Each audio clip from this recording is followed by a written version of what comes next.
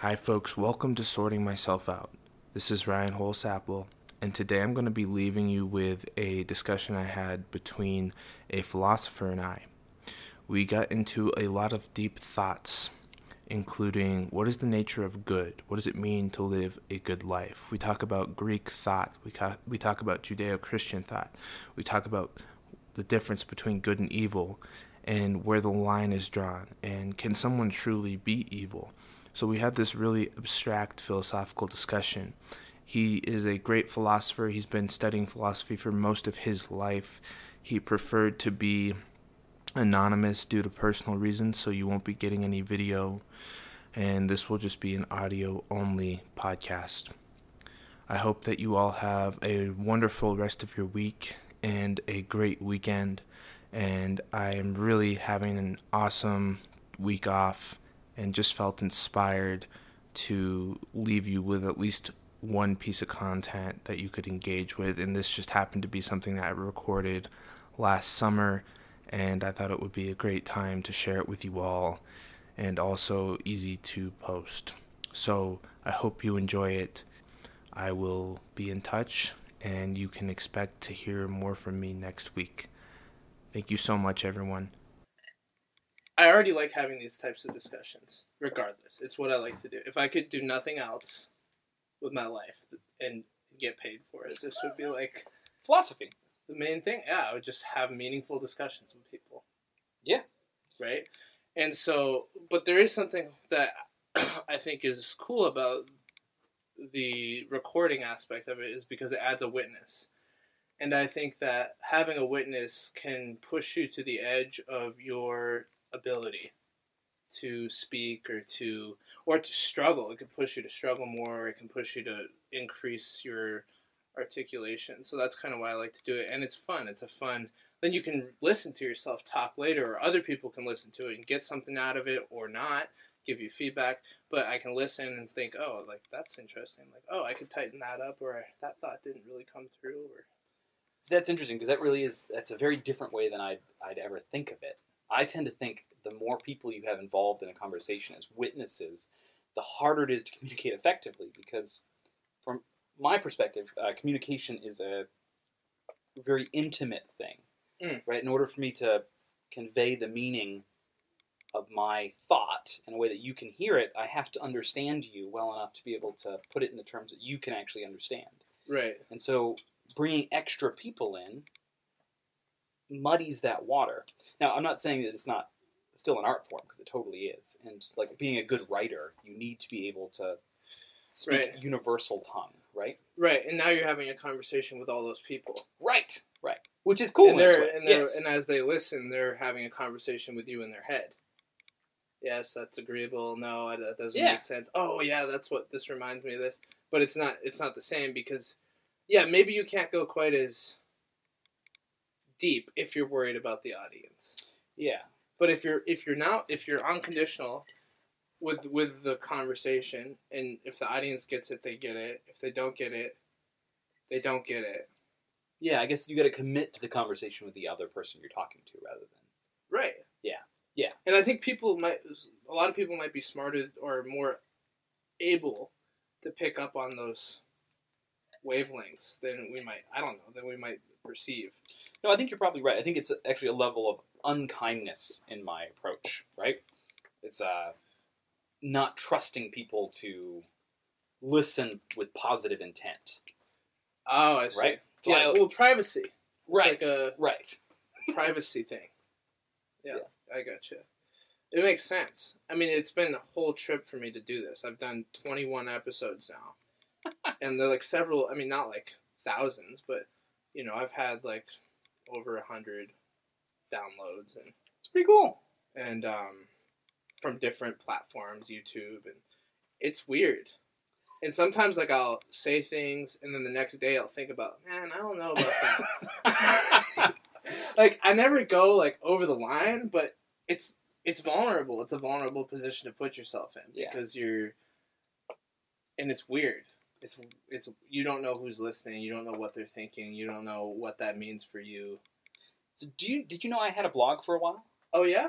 But I did it anonymously, right? I had a pseudonym that I used, and I concealed myself. Right. I did that for a couple of years, talking about philosophy, and Mm-hmm.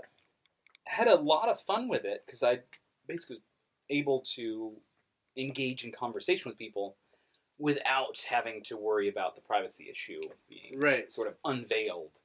And but I ended up taking it down because I was able to track the people coming to the site. I had a lot of people who'd come to my site, but I was checking where they were coming from. There was a lot of students coming in, and I'm assuming plagiarizing my ideas for their papers. It was, yeah. Because I dealt with some of the stuff you'd find in a philosophy 101 class. So you think that they were? Do you think they were coming there to get free content? I think so. Smart. Well, maybe not smart, but efficient. Well, sure. Efficient if you're trying to cheat. Well, and who knows if they were really trying to cheat. They might have been just coming there for a different perspective than what the professor had said about. They might have gotten a lot out of it. They might have transformed their lives. Maybe. No one ever told me, so... Yeah. So, I just, we were talking earlier before we recorded about Plato and Wittgenstein. Is that how you say it? Wittgenstein? Yep, I think. And what I'm curious about is this concept of... Because the other night when we talked, you mentioned being content, having a good life, and that you got there through philosophy. Yeah. And here's when it comes down to the core of it, the reason that I like doing this podcast, other than the things I've already said, is because I actually think that having a transformational discussion makes a difference. Even if it's for myself, but also for anybody listening. So I'd like to explore that topic a little bit. Well, okay, and just because I can't help but be the classicist nerd, Aristotle would have agreed with you. One of his ideas of the necessary preconditions for a good life, and he didn't really agree with Plato on everything, but his idea of the good life was that you needed to have a number of things, but one of them was sufficient leisure time for this sort of contemplation, right? Right. Because that was an integral part, from his perspective, of what happiness was. It's just an interesting idea. So say it one more time, just in a different way, because I think I lost you a little bit. Sure. So Aristotle was trying to come up with a way to articulate what happiness was, right? Okay. So to the Greeks, happiness was the good thing which everyone is reaching for, okay. Right? We all want that. And there's a lot of truth to that, right? You ask why you do something, you do it because you want to be happy, right? Ultimately. Right. It might be a lot of intermediary reasons why you did it, but ultimately, the final reason for most of the things you do is happiness. Right. Right? Why did you buy the car? I bought the car because it looks cool, or because it's going to get me chicks. Why do you want chicks? You want chicks because you think it's going to make you happy. Right? Ultimately, the further down the line you go, it always ends up with happiness. Right. But Aristotle's idea was that in order to be happy, you needed a bunch of different things. You needed to be sufficiently wealthy, right? You couldn't be poor, you'd be struggling your whole life. You needed to have a proper education, and you needed to have sufficient leisure time, so sufficient time okay, gotcha. Okay. to sit around and have the conversations and contemplate the eternal, so you need resources, time, and leisure. Right. And he was very different than a lot of other philosophers, really, because he thought you could lead a good life your whole life and never attain full happiness because in your last years you have a health problem or something. Right. And so you'd fall onto hard times, and that would undo all the... Yeah. So let's unpack this a little bit, because first the assumption is that being happy is good. Mm-hmm. Is the good life. Yeah. Being happy is the good life. The good life is happiness, yes. And that people are naturally seeking that happiness. Yep. And that's the belief that you've taken into your philosophy. Yeah, right? and really, I mean, well, I think I like the Greek because it feels very common sense, right? It's perfectly reasonable that would explain most of your motivations. Now, he got a little complicated with it, right? But yeah, way too much to go into, right? To explain his... So is happiness pleasure? Okay. complicated. Pleasure is good, but it is not happiness. So the good life... Oh, let's see if I can quote it. And this is all Aristotle. Yeah. Okay. The good life is that life which is the most pleasant and at the same time gives you the most other good things. Okay. Right? And so for him, he would argue that the life of contemplation is the most pleasurable life. Right? Because he looked at people who were hedonists, right? They were they're gluttons, they drank all the time, right? Right. And ultimately, he decided that was a shallow and fleeting happiness. Because it was only pleasure. Right. There was nothing else to it. So it's not a complete good. That's right. It is a small good. Yeah, because people seem to, like, conflate happiness with some sort of easiness. Yeah. And, like, the easy road or the road of least resistance, where I've found, and I guess this is something to discuss, is I found that a lot of the things that are worthwhile are a little painstaking. I think that's true. I think anything that's worth it is hard. But and you're in the pursuit sometimes. of the good. Yeah. Well, only if pleasure is the ultimate good is pain truly bad. Right. Right? What you're saying would not be the case from this perspective. Well, right. But I'm thinking right now, like, just think childbirth, right? Mm-hmm. Painful thing, but something wonderful comes out of that, which is a baby. Right. Right? And so to think of pain as being just bad isn't right. Right? If you have a splinter stuck in your hand, it aches a little bit. To take it out will be painful, but ultimately it's good for you to have that out. Right. But you won't be happy. Not just from that, no. Not from the pain. No. The pain's not happiness. No, it is not. No. But is it good? Because what I'm trying to figure out is that is happiness, is the good really just happiness? Or because pain's not good, or pain's not happiness, but it is good. It could be good. Yeah, see, I think that pain is not really good or bad, right? Pain in the right way and at the right time. In context. Right. Just like pleasure. Can be, that's exactly right, yeah. And there was this, hedonism.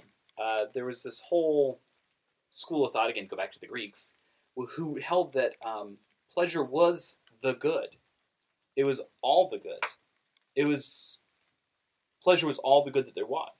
Which makes sense, because they're hedonists. Right. We gave that title to them afterwards, right? Right, like in hindsight. Right. Well, and that's why it has that's where the word comes from, right? But so like life is basically, there's nothing more to this life. You might as well get all the pleasure you can. Get everything you can. Right. And in a certain sense, it's difficult to argue with that, right? Because pleasure is unquestionably good, right? It feels good. Right. You can't I don't argue know if with, it's unquestionably the good. I'm not saying the good. I'm saying good. It's good. Okay. Right? Okay. There's a lot of definitions in all this. Yeah. Right. Yeah. Well, and then that comes back around to why it's hard to have that conversation with an audience, right? Because now I have to slow down and carefully define these things. But it's good. Which is good for both of us. Yes, it is. Yeah. Yeah. And it's a central part of any real conversation is to come to agreement about your terms. Right. So let's do this. So the good is the ultimate happiness. Or would fulfillment be a better word than happiness? I don't think so. So I think that fulfillment gets you happiness. I don't think that happiness gets you fulfillment. I think one comes before fulfillment the other. Makes you happy. Yeah. You know, Peterson, the guy I was telling you about last week, Dr. Peterson, he says that the goal should not to be happy, it should be to be meaningfully engaged. Because he conflates happiness with, he says happiness is a shallow pursuit because it comes and goes. You can always have meaning. And so that's part of one of the things that I'm starting to try to take apart. Because it sounds like your definition of happiness is actually... This is a question of definition. Your definition of happiness isn't a shallow definition of... It's a very It's not the definition that he may be operating with. Right. You're right. operating with a more complex definition of happiness. And what I think is that if I were to argue with him over the course of like 3 weeks, Right. we probably would come to the understanding that what we're actually saying is the same thing. Do you have that kind of stamina? Yeah, always. Oh, yeah? Yeah. Have you ever had, like, a 3-week, like, I've argued with people for years.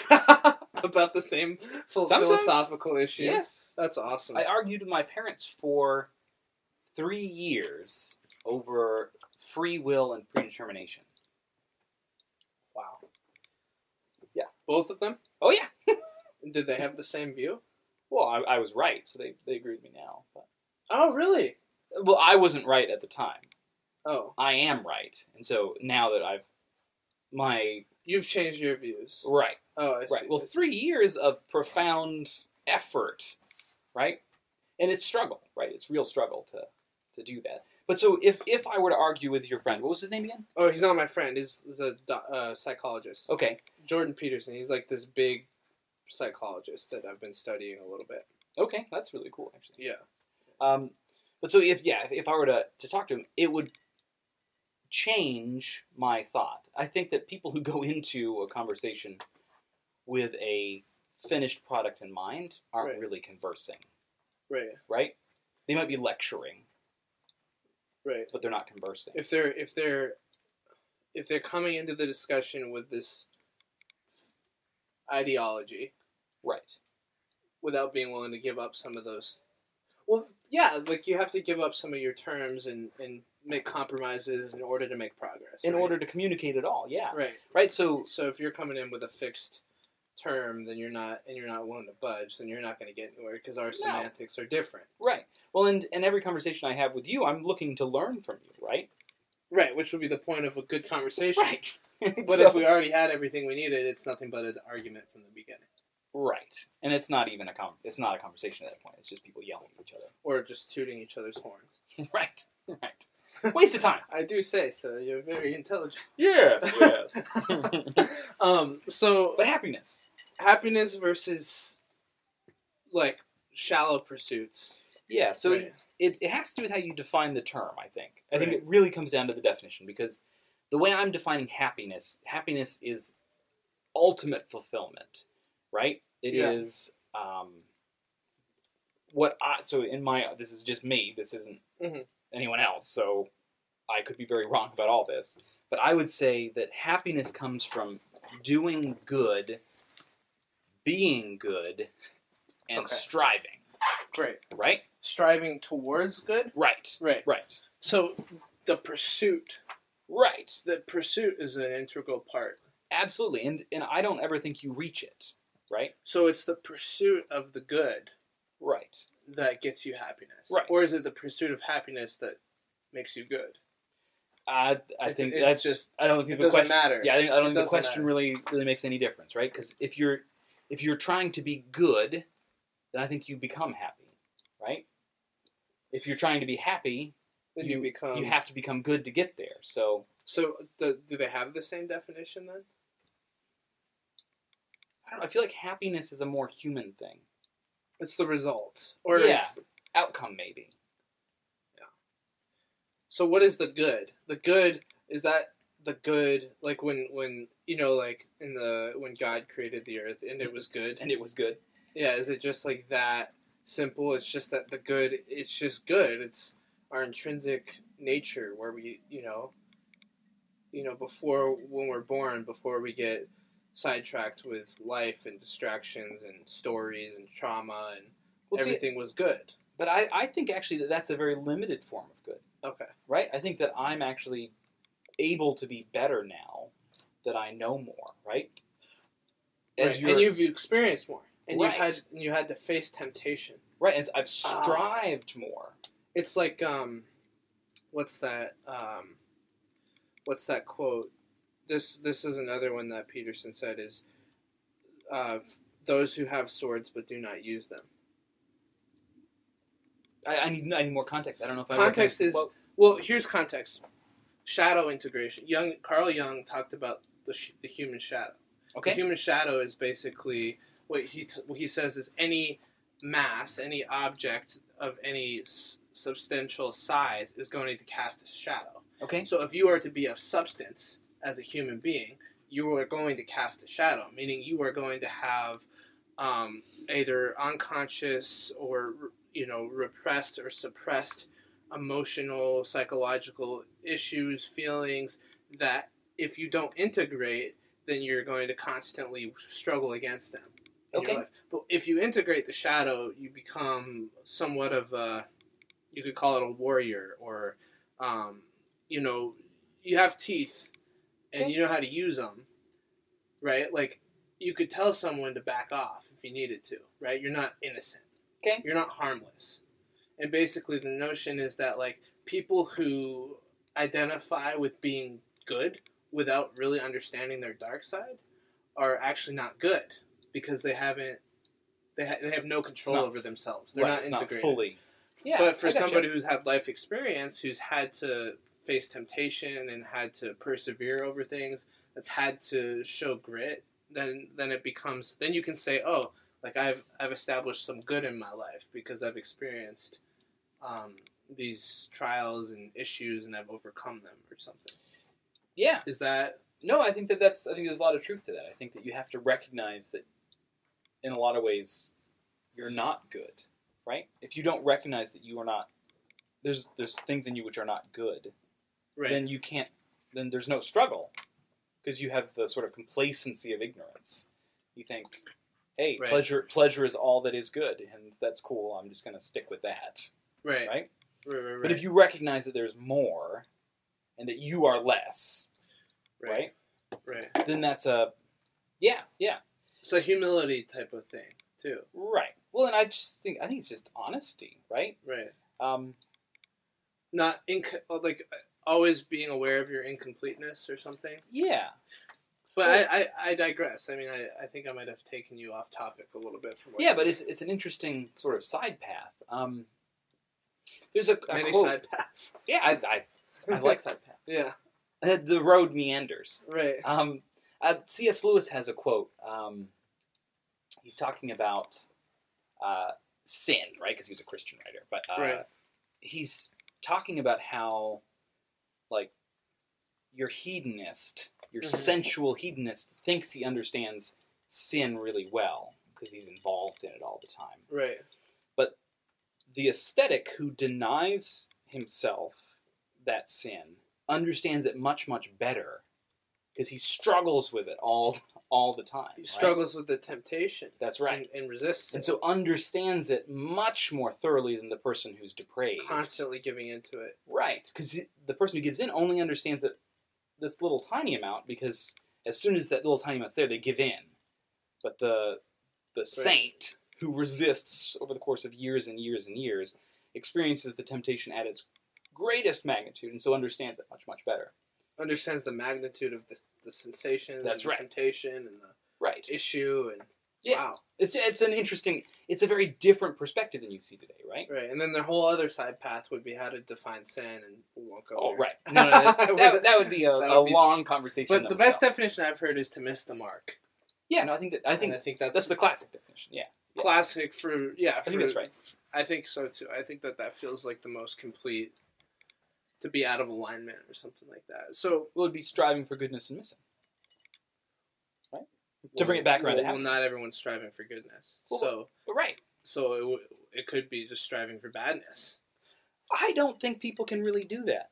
Oh, yeah? I don't think they can. You don't think people commit themselves to bad paths intentionally? Only for the sake of some good object. Badness is actually not a force that motivates you forward. Right? And so, think of a bad thing. Any bad thing. Murder. Okay. So the person who murders someone, which is of course a very bad thing and no one should do that, but the person who does that is not doing it purely out of evil. The person who does it is doing it because they think something good comes of that.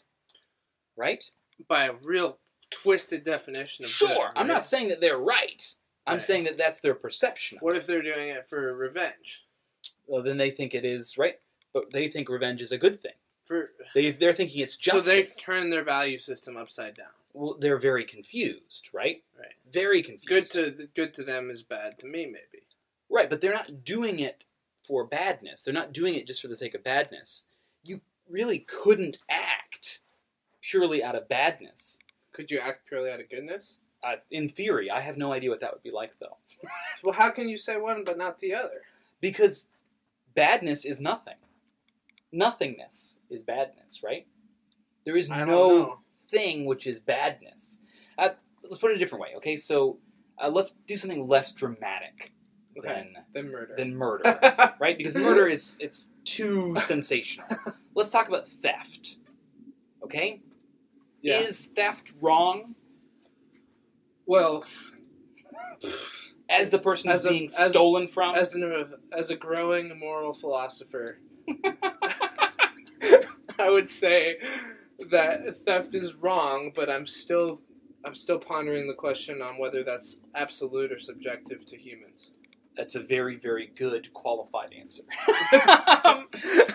Okay, but let's say for a minute that we thought it was wrong. Okay? Just for the sake of the conversation, which Great. We can argue whether or not it is wrong later.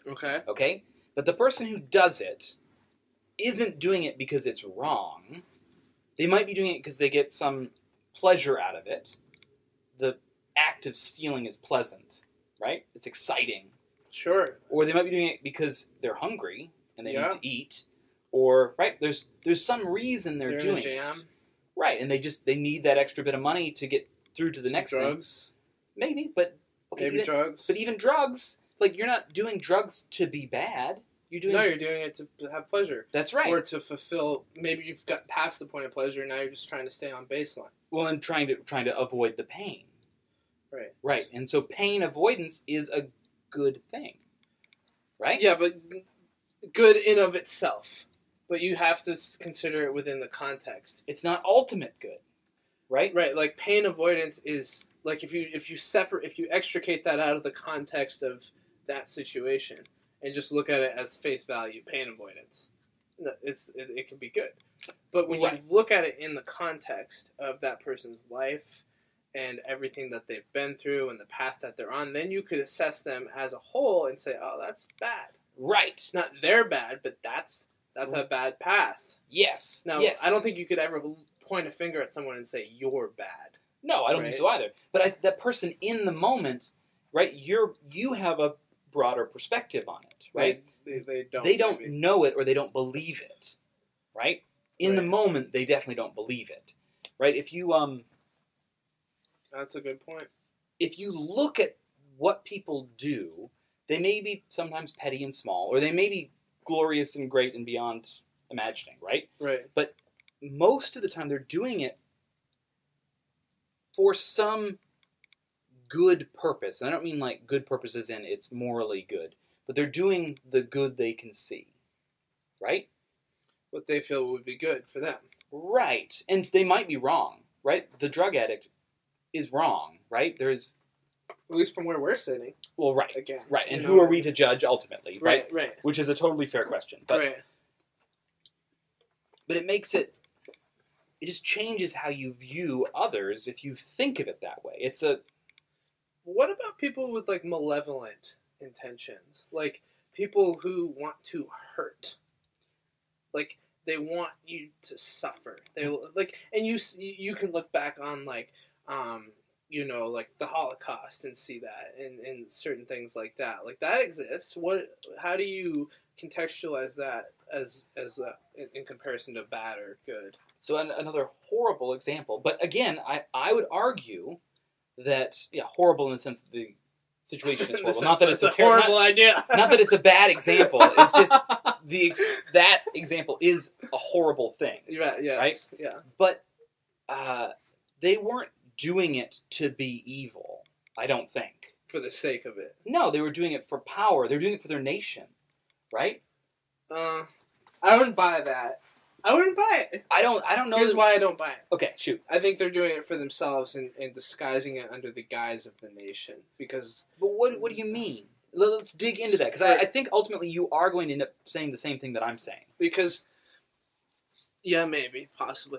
Maybe the reason that they're providing is on the surface. They might even believe that's why they're doing it, but in my sense would be that anytime someone takes an action to harm someone like that, they're really fulfilling some sort of inner fantasy, inner dynamic psychologically that is not complete for them.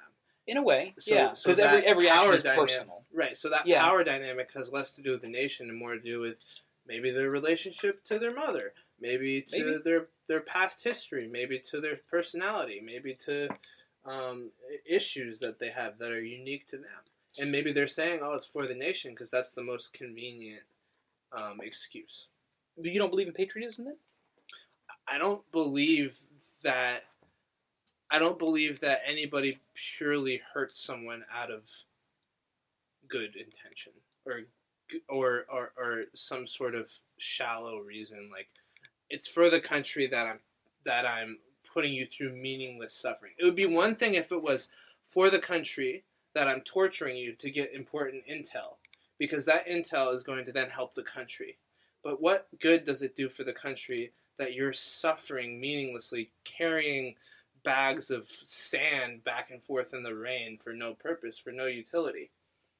Well, right, and there was obviously a level of profound it's evil at work there, right? And evil, that's what I'm saying. Does that exist? And if it does, how do you contend with that? How do you know what I mean? Like, because what I'm hearing from you is that it's not that anybody's bad. Everybody thinks everyone's doing the good that they feel they can do. Right, and I'm not saying that they're not bad, right? Oh, okay. I'm just saying that even in badness, they're reaching for some type of goodness.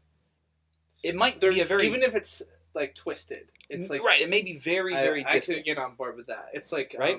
In psychology, we see that sometimes. Yeah, and I'm not defending it. I'm certainly not defending Nazism, right? No, I don't hear that. I don't... Please don't get me... I didn't get that for 1 second. Horrible.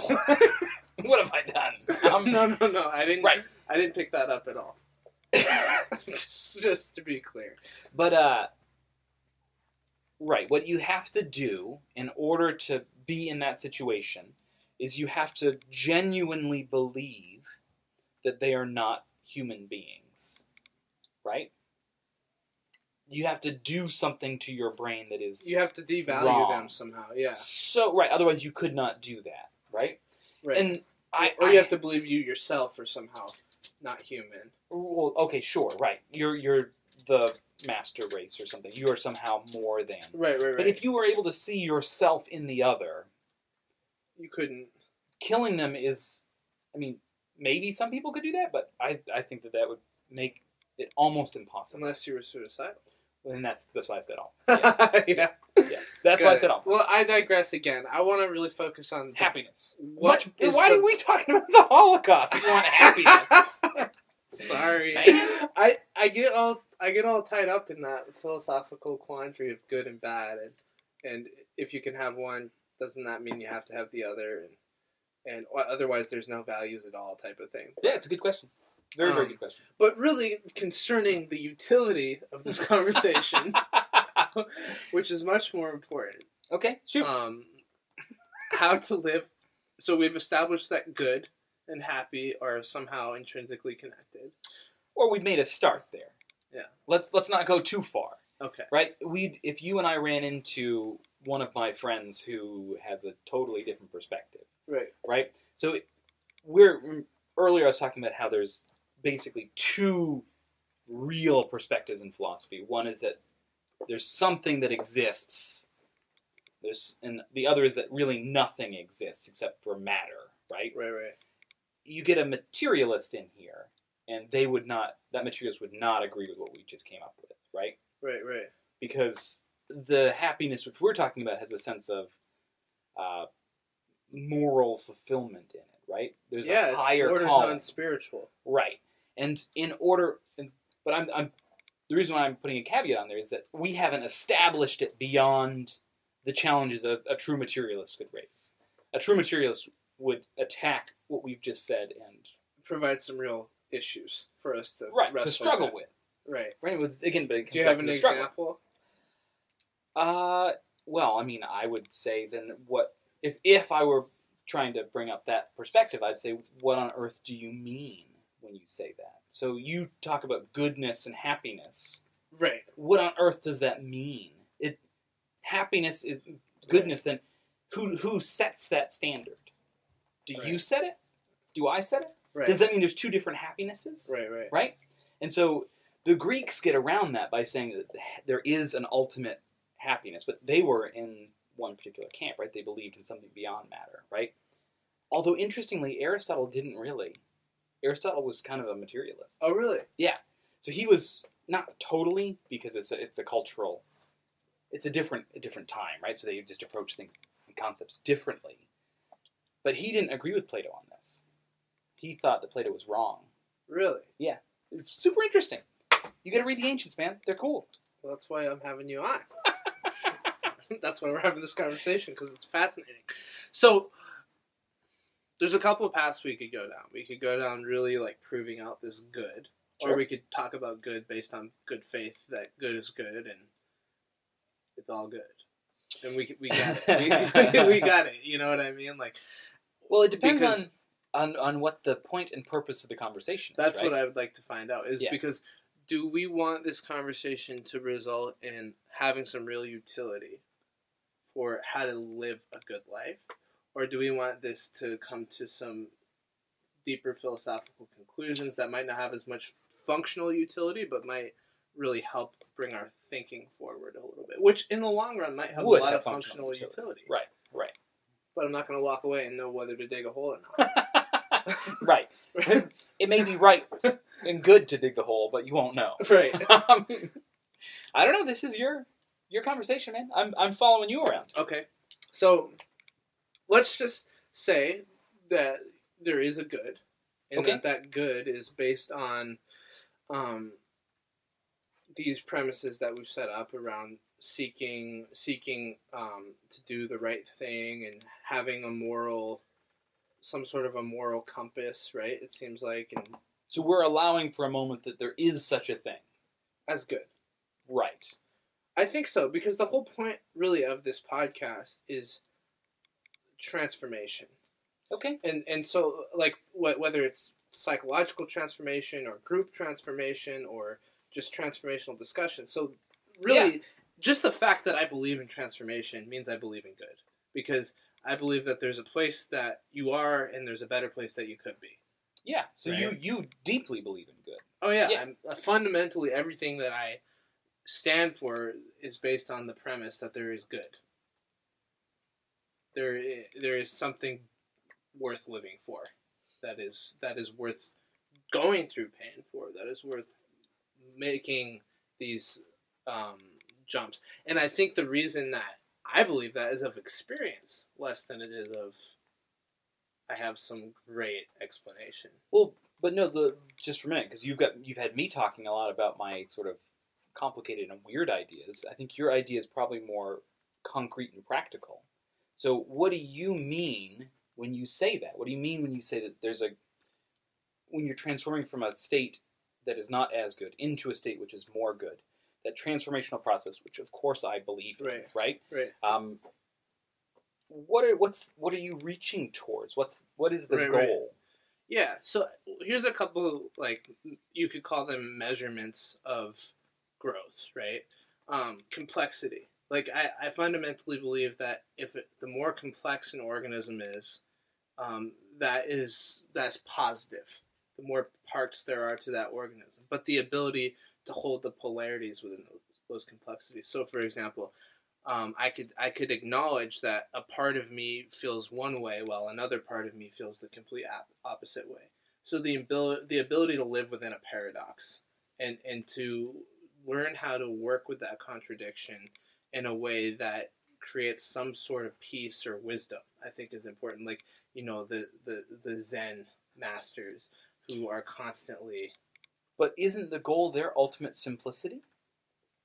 Yeah, I think that simplicity comes through this really complex evolution of self. Like, the simplicity is like, it just is. You don't have to try anymore.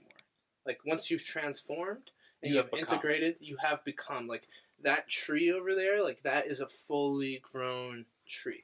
That transformational process involved a lot of complexity. There was a lot of different moving parts molecularly to make that happen, interacting with the environment. So what I believe is that the components I've mentioned. So the first one was, what was the first? So it's complexity.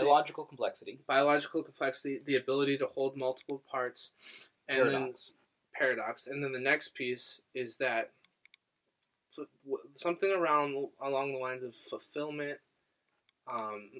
feeling. And this is where you get into like more of a sensate place, like feeling like you can feel the meaning in your life. You can feel like you're in the right place at the right time, and you know it, and you don't have to question it because you're in the zone. Like that to me is another marker of transformation. So, and I think also competency, like you are able to, you're really able to hold life in a different way, in a more complete way. Yeah, it's an interesting way of putting it. What would you say or add to that? Or well, I mean, so again, because it's my training, I would say that is in some ways a pretty Neoplatonic perspective of it. Right. So the Neoplatonists took what Plato said and moved it further, and there's a lot of tension between paradox in there, in the sense of ultimate reality being ultimately simple, being singular and one. Right. But we, as human beings, never experience that. We live in the material world, which has multiplicity and complexity in it. Mm-hmm. And that the goal, yes, is to become more simple, more like that perfect unity. Right. Right? But in order to get there, you have to study and understand, and the more you understand complexity. The more you understand complexity, the more you understand that underneath the complexity is an underlying unity. Yes, exactly. That's what I'm saying. Yeah, I think that's really well said. Yeah, it's an incredibly... I don't think it's an easy path, when I think about moving towards the good. Yeah. You know? But the thing that really, like, I brought up earlier, that when we were talking last week, that really struck me, is that you said I arrived to the good through philosophical thinking. Yeah. That's a very specific way. You transformed. To me, that's a transformational process. You struggled with different ways of looking at the world with your mind, and somehow that led to this harmonious place where you can now say, I've integrated something into my life. Yeah. It's hard to explain, right? But what I really did was I thought I love philosophy. I love ideas. I like arguments. I like how they're structured and what they mean. And so I like a beautifully constructed argument for its beauty, irrespective of its truth value, right? Mm-hmm.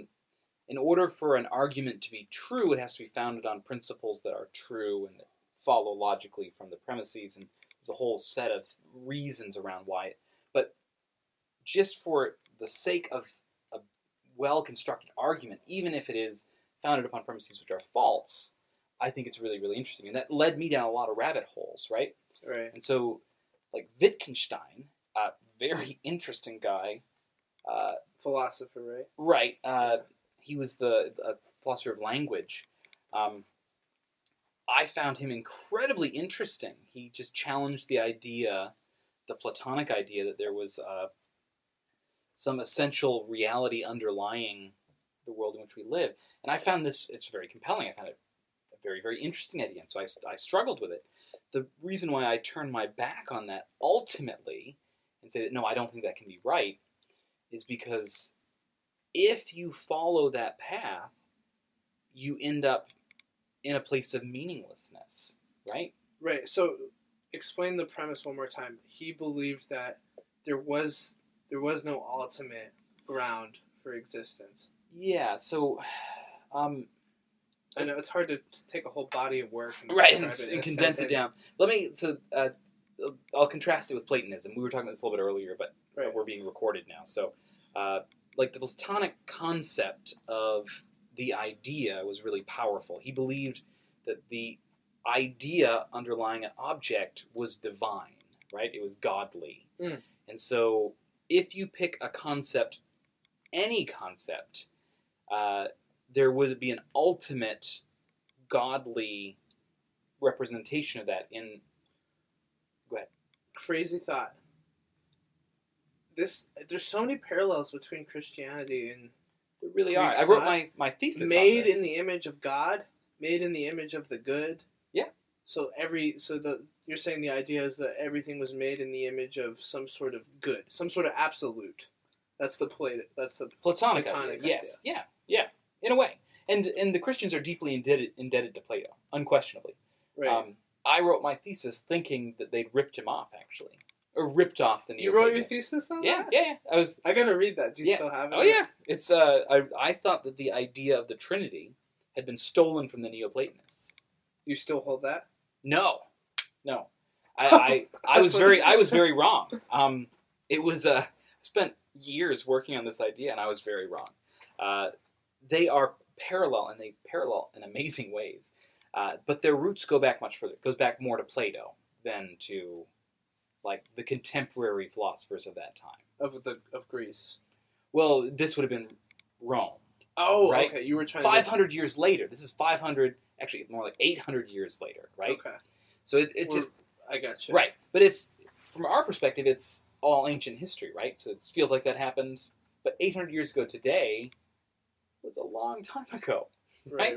But so it's a lot of time had passed between when I was really looking, and but anyway, now you've definitely got me off topic. So we're talking about That's my job. the No, idea, my job's to keep us on topic. right? So the idea of a thing is the underlying reality to which it is connected, and so he picked things that were not material because it's easier, like truth or beauty. So let's pick beauty, right? He would hold that any object that you perceive that is beautiful is actually a reflection of the idea of beauty, which is perfect beauty, right? And so you see a beautiful woman, it is a woman upon whom beauty is reflecting. Or you see a beautiful sunset, that also is beauty reflecting off, right?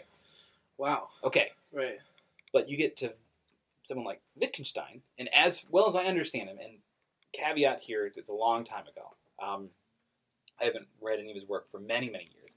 But he would hold that beauty is more of it's a word which we achieve an understanding of through conversation. It's a socially constructed term with no ultimate reality, right? It doesn't have some divine principle behind it, which gives it its weight. It is you and I, through our conversation and mutual discussion and the conversation of the culture before us, we share a definition of that term which we mutually agree upon through linguistic terms. Right? Which is a radically different idea of what it is. So underneath it, and this is why ultimately I choose to reject that idea, is that I would say that makes beauty hollow, right? Your experience of beauty is the experience you have, right? Right. The experience is the experience. But the term you use either has something under it or it is nothing. It's meaningless. Right. Unless there's some... It's just a sound coming out of your mouth. Right. Right. Unless there's some absolute place where we can say that beauty exists. Right. If there isn't the ideal of beauty somewhere. So it's just like light. It's like light is reflected on, like you were saying earlier, off an object, but that does not mean that object is... It just means that it's reflecting it well, right? Yeah. Wow. And light is actually the analogy that Plato uses. Is that the allegory of the cave? That's it. Yes. Yeah. Well done. Yes. Yes. I listen to a lot of people talk about things. Well, and I do some reading. The allegory of the cave is a really cool example, right? So yeah. The idea there is that as you are exploring it and struggling, right? We're talking about the struggle leading you towards happiness. The struggle towards truth, you start out in total darkness, right? Only seeing dim light. And as you struggle with it and you go forward and you step out into it and you start to perceive things as they are, it blinds you, right? Right. And then over time, in struggling again, you experience it more fully, and then you start to see objects for what they are. Mm. And then, if you have grown strong enough, you can see the sun as itself in the sky, which would be the ideas themselves, right? Ah, so you can actually move on to that abstract level of reality. He thought so. You can graduate. Right. Well, and I had a teacher. That's like enlightenment, right? Right. I had a teacher who thought that, very smart man, who thought that Plato had a divine experience. Yeah, it seems right? like He it. had an experience of the divine, Right. which brought him that idea that you could eventually, on a human level, reach that level of perfection. Purity. Right. Yeah. Right. Well, that's, again, another parallel with Christianity. That is the whole point of Christ, right? Or Buddha, that they reached that. Right. They reached the ideal. Well, but They perceive reality as it is, and they conveyed that. well, Perception. Buddha is a much better example than Christ, because Christ would have been something which is different, right? Christ, as the Christians understand him, did not study and struggle and become He just was. he was God and man at the same time. Right. It was God in man. It's a very different idea. Versus Buddha had to really make it earn He his way. reached enlightenment, right? Well, as Christ came in, He with was a full just deck. right. He had all the cards. Yeah. Right. Which, if you think about it, changes the story completely, right? Well, he also said, "God, why have you forsaken me?" Which is one of Which the most makes troubling you- verses of the whole Bible. Yeah, which makes you think he's human. Right. Like Fully- even as enlightened as he was human. Fully God and fully man is that's the Man, actual quote. Gives me the chill. Well, I think there's a virtue in that. Yeah. Yeah.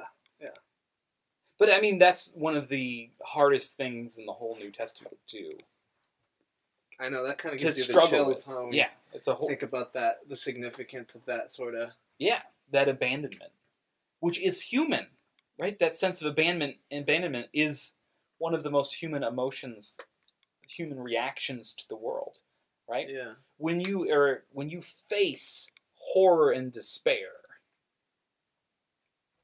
that in many ways is incredibly human, Wow. right? Yeah. Wow. That just took me Again, down such a tunnel. Super bummer, but Yeah, this is. Oh man. So we're here talking about happiness, and we end up with despair. It's-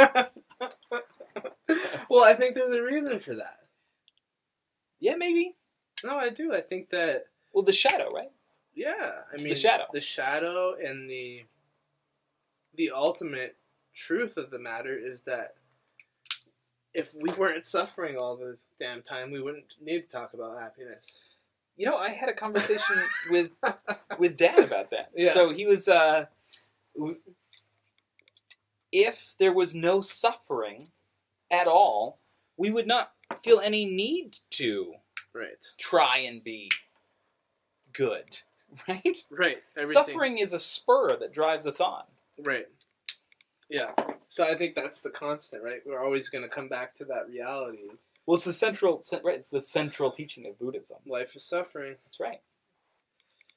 Yep. And then you find out it's much more complicated than that. But Well, life is suffering, and then there can be there's a way out of suffering. That's the second noble truth, and the third is I think it's the dissolution of suffering comes from the detachment, yes, and then detachment leads to nirvana. I think those are the four Noble Truths. noble truths. I think that's it.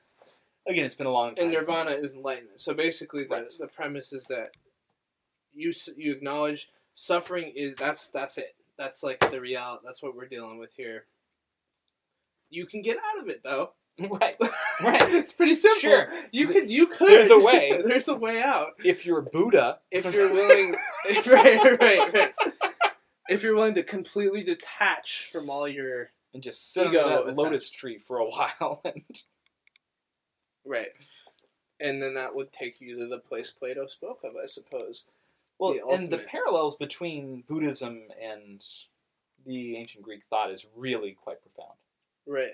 So the Stoics, who came after, they would very much have agreed with Buddha, right? Their idea was that, in Buddhist terms, attachment causes suffering, right? And so you might feel pain, but you choose how you respond to it, right? Yes. Right? Yeah, it's the cliche, right? Suffering is inevitable, pain is optional, or pain is inevitable, suffering is optional. Excuse me. Yeah, that's a. I've never heard that before. It's a cliche in some circles. Not mine. Sounds very wise to me. Oh man. Anyways, what were you saying? I don't remember. I lost track with your quote. It was a good quote. Oh, Stoicism. Yeah. Well, I mean, and their idea was that in order to really achieve what they thought happiness was, right, you had to be able to detach, right? Yeah. Where do you stand with that? Oh, I think the Stoics had a lot going for them. I think the Buddhists have a lot going for them, right? Yeah. I think that there's a lot of truth there. But there's a weird thing to it. Like, you take, like, you have kids, for example. Like, it requires this... It seems to require one to live that philosophy fully, to somehow detach from that a little bit and be like, yes, I love these children and I love all children, type of thing. Like, sure, you kind of have to go into this unconditionalism, whereas it doesn't... Well, it's love, right? Unconditional love, right? But still, like, does that mean Buddha doesn't see any difference between his son and another child? You know what I mean? That's what, and I think the conclusion that I've come to is that he's so identified with the all-encompassing archetype of a loving father or an enlightened being that there really is no difference. Yeah, for Buddha, there might not have been. There was no difference. For Buddha, that's is very the possible. ultimate. Yeah, but the thing is, am I willing to let go of my attachment to that level? To that level? Ooh. No. But that is your frailty, right? Yeah, I'm as I am now, in my current state. I do not have the grace. Yeah, it's a good way of putting it. Well, and the approach to goodness and happiness is incremental, right? So I would always describe it as being asymptotic. Do you know what an asymptote is? It's so if you think of it as being a graph, right? You have a graph, XY axis. Yeah. A line coming along that approaches, let's say, the x-axis in increments. And so as you get closer by half, but never reach the end. So if I move half the distance closer to you now, the first step is a long way. Then I'm going to move half closer again. It's a lesser distance, but I'm still a lot closer to you. Then it's going to be half distance again. But you'll never reach me. I'll never reach you, right. But my progress gets incrementally slower, right? But it's still progress, right? That's fascinating. But I think that is the perspective. And from where you stood initially, the first leaps and bounds feel huge and monumental. And then after years of painstaking study and effort, you make a slight increase further, right? Yeah.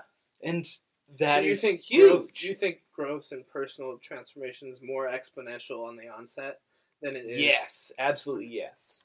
So, like, you know, if you're someone who's really growing as a person, it doesn't get easier to grow. No, it gets harder. I think it gets way harder.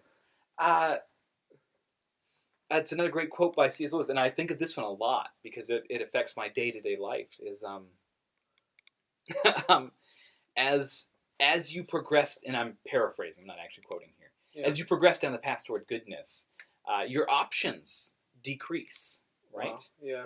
And because you know what is good and what is bad, right? And so the options you would otherwise have chosen thinking they might have been a good path, you now know you can't really do that, right? And so you have fewer options in front of you until finally and ultimately you would do only and totally that which you must. Right? It's like letting all the dead stuff fall away. Go away completely. Right? So how do you do that? Like, I don't know how you do it. I struggle. I struggle very, very hard. yeah? Yes. It is a struggle. Because you try and do the good thing, and the good thing is not easy. It's often very, very hard. How often do you think the good thing is resisting the thing that wouldn't be good?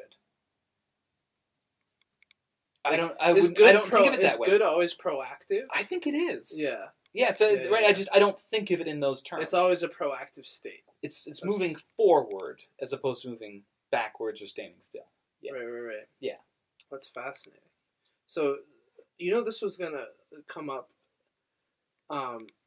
So one of my mentors I talked to you about, Dr. Strachan, he's a bit of I would say he's a bit of a moral relativist because in his mind, it's all about a good life is all self-defined, is all about being the most functional, efficient, psychological being that you can be.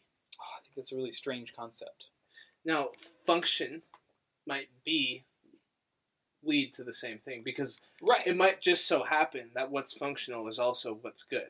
Well, now I think right. So I think it takes you to the same. You couldn't place. be a functional murderer, right?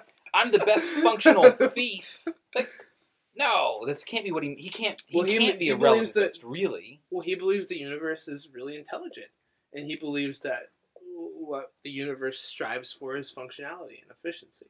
What does he mean the universe isn't... biologically, it evolves intelligently. He's a geneticist, right?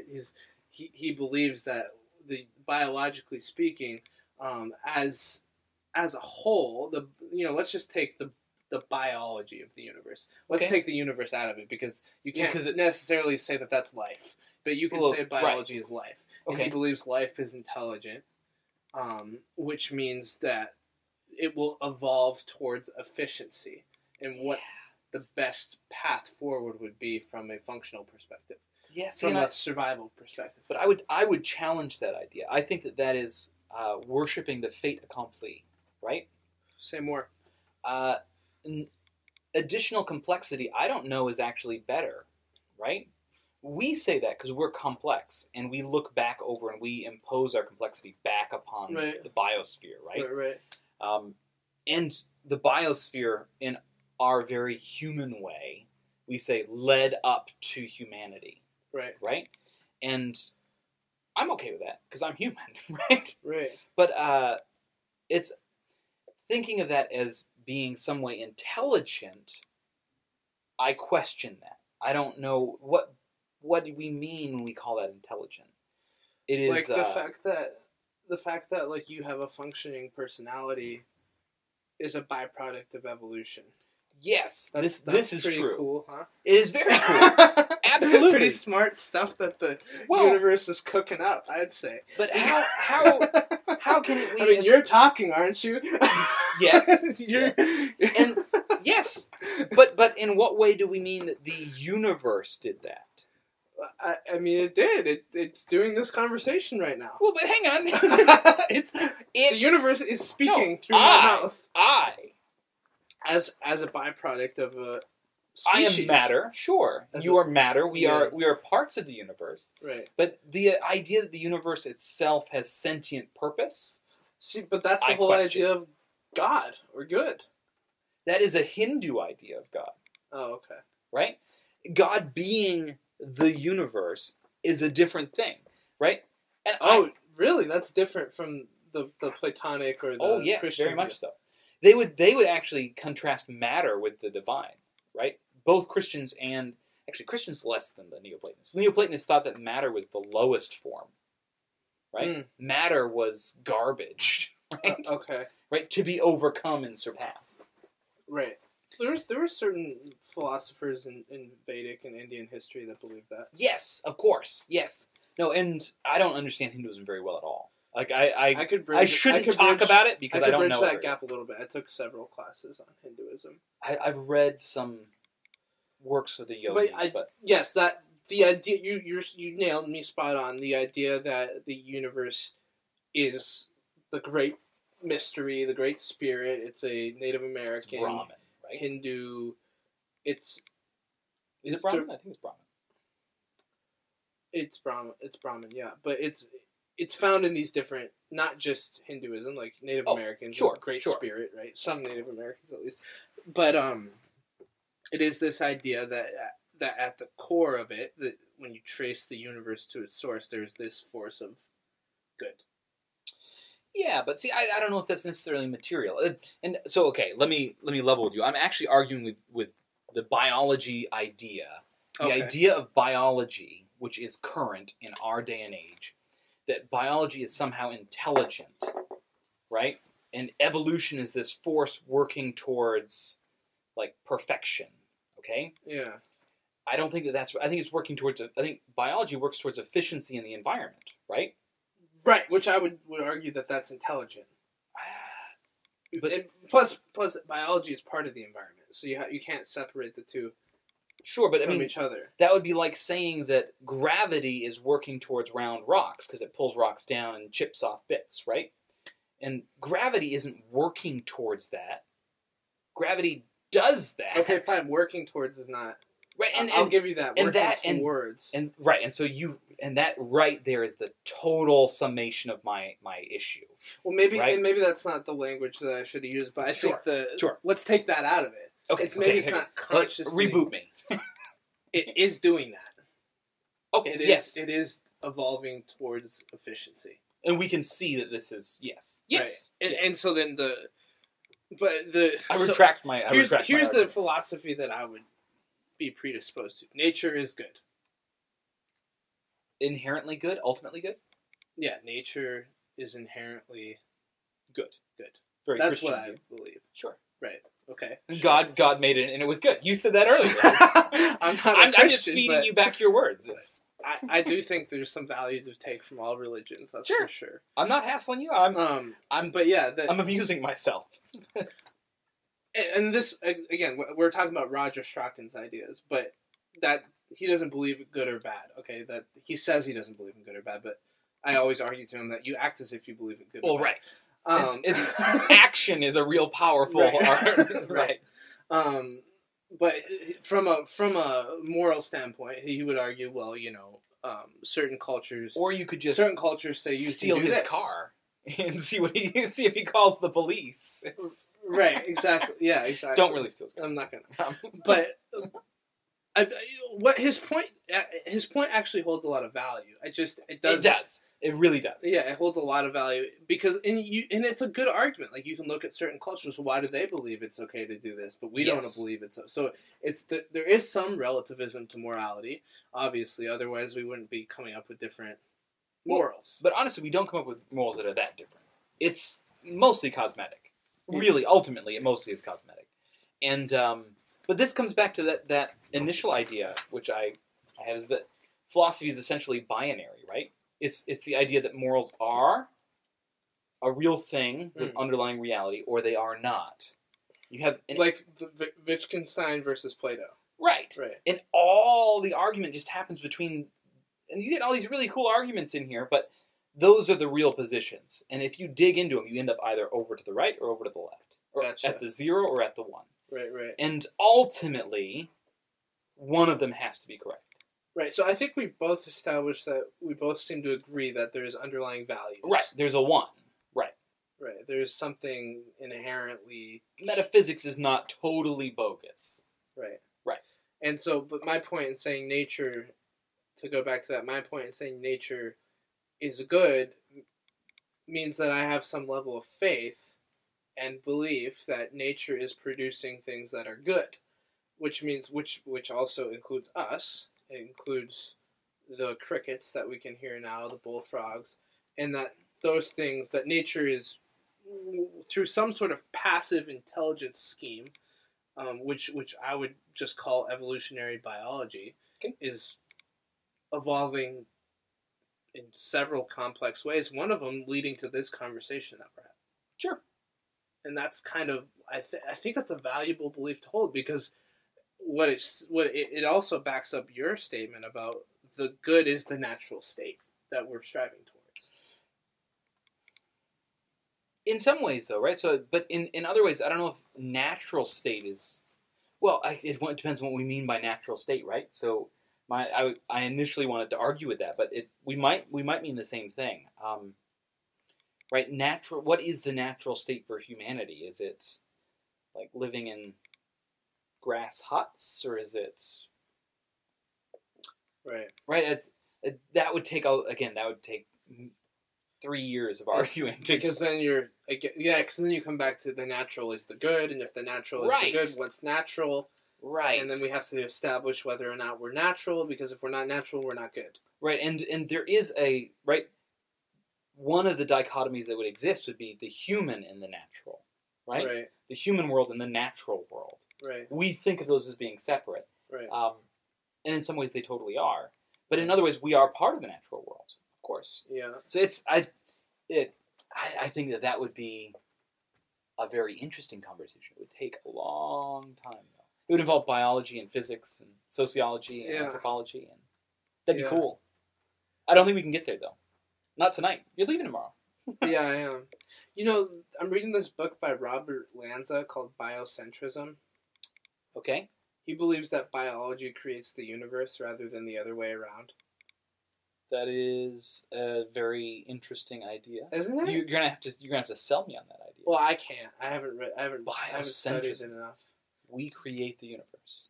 Well, not we as in you and I, but just biology in general, as in the collective biology. And so, but he talks about the idea you shared with me about when you're seeing the tree, you're not just seeing the tree, you're actually experiencing something else. But in technical terms, the tree isn't actually there. Right. He talks about that. We impose tree reality on that. On what is there. Right. You know, this is actually there's a very interesting argument behind all this, which is that by experiencing the world, we give it meaning, right? Yes. And it is coming from the other side of that zero one. Right. This is the Wittgenstein version of the world. It's the zero perspective, that there is no underlying reality, because, right? But what that means is that as human beings, we impose reality. We impose our sense of what is real upon the world, and that the world only gains meaning and purpose that we give it. Right. And so a tree is actually not a tree until we call it a tree. Right. We give it its nature as a tree by looking at it and understanding it. It would still grow, but it would have no meaning and purpose. We give it meaning and purpose when we cut it down and we turn it into a house. That's the Wittgenstein. Right.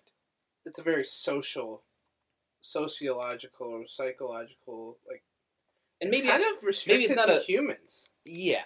It's anthrocentric. It's definitely human-centric. Yeah. But as far as we know, we're the only intelligent species in the universe, right? Yeah, and then we'd have to define intelligence. Ooh, yeah. Right. Another really cool conversation, but... Right, because for me to say biology is intelligent is an issue if you believe that humans are the only... Right. Well, and that's why I was picking up. Maybe I don't have the right definition of intelligence. What is the actual definition of intelligence? Yeah, let me look that up. Consulting your oracle.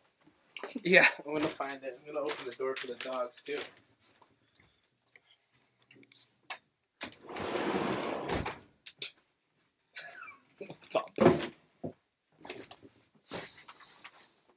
Another beautiful night, though. It is really beautiful. Alright, so... intelligence. Now, before you tell me what that tells you, I want to think for a minute, because I don't want my own idea to be contaminated.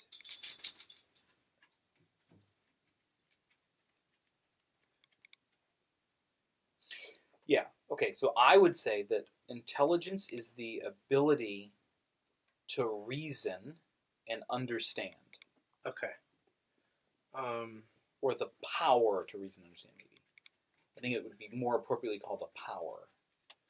It's saying here the ability to acquire and apply knowledge and skills. And from that perspective, though, evolution is intelligent. Yes. It's not actually acquiring knowledge and skills, but it's aiming, right? It's you and I are both in the same environment. You have a third arm, which happens to make you more efficient in the environment, and so your children persist. So you're gaining skills, or to put it a different way, the species is gaining skills. Right. But is it doing it through acquiring knowledge? I don't think so. No. Here's another one. Here's Merriam-Webster. I think this one's better. The ability to learn or understand, to deal with new or trying situations with reason. So you nailed it. According to Merriam. According and Webster. What do those guys know? Merriam-Webster. Yeah, right.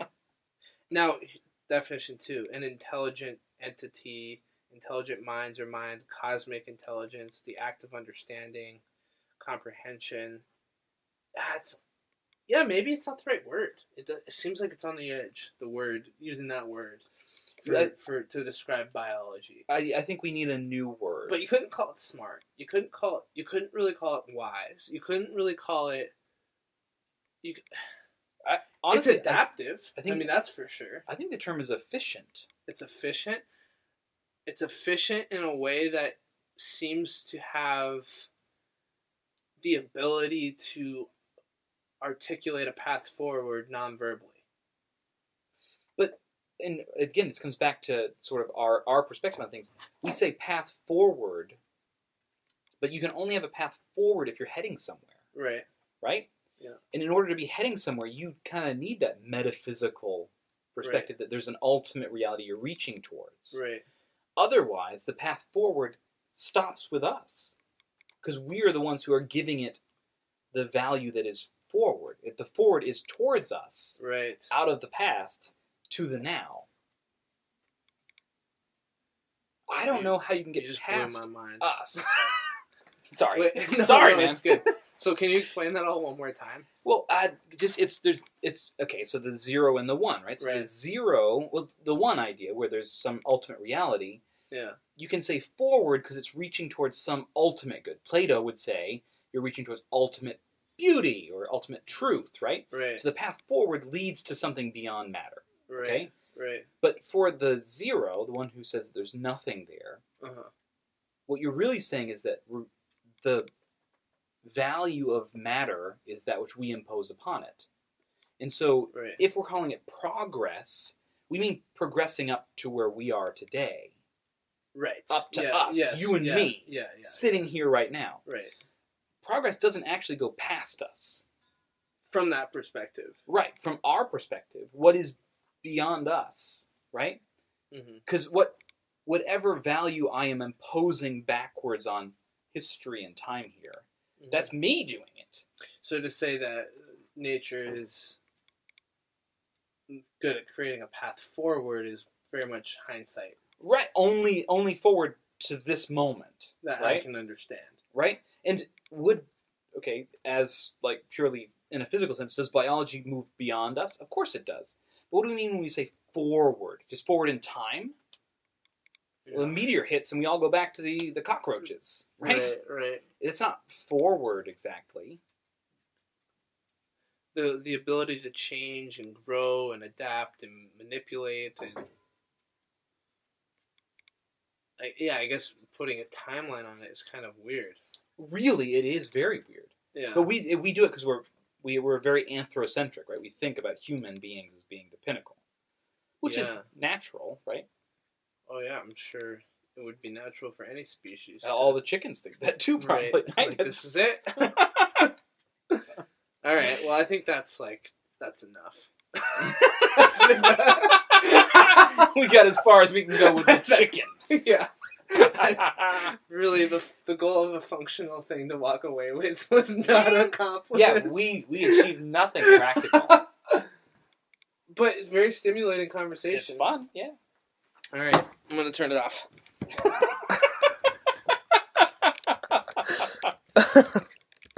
Wow. How long was that? 1 hour and